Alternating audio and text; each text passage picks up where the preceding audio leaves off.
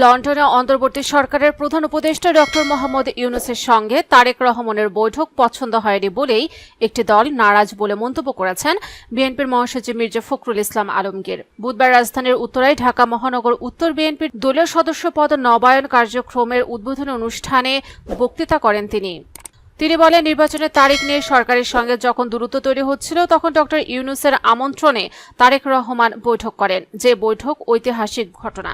তিনি বলেন, সংঘর্ষে না গিয়ে দুই নেতা শান্তিপূর্ণ নির্বাচনের ব্যবস্থা করেছেন, একেই বলে রাষ্ট্রনায়কোচিত নেতা।